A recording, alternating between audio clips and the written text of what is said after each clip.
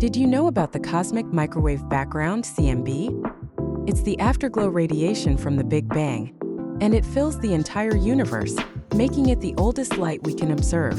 Discovered in 1965, the CMB provides a snapshot of the universe just 380,000 years after the Big Bang, when particles cooled down enough for atoms to form and light to travel freely.